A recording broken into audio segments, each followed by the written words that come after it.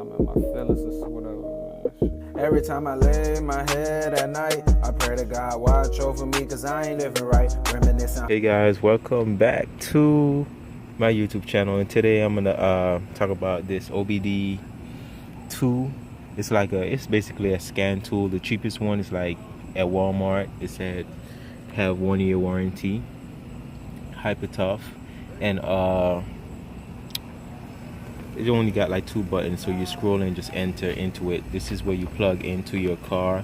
I think it starts from like 96 and up.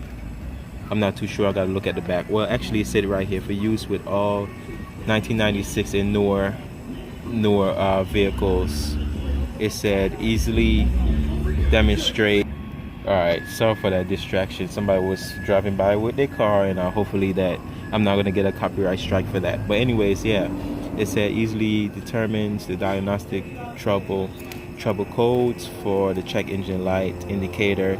It said turn check engine light MIL off, clear codes and readers monitors.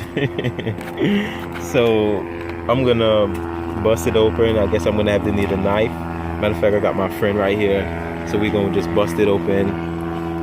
You could call it like a unboxing, whatever. So yeah, that's what we're gonna do, and just to show you guys, hyper tough OBD2 code reader. So just tell you, this is all the features. Is basically have view, freeze frame, data, engine status when code was generated. Actually, yeah, that's what it said, generated. Easy to read, backlit LCD display. It said no battery required is powered by the car. So once we plug it up, and no, you're not supposed to start it. Yeah, once we plug it up, it basically tell us what's wrong with the vehicle when they have a check engine light or whatever code it'll send off.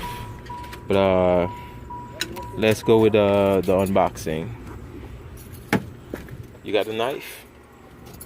Cut it open. Yes.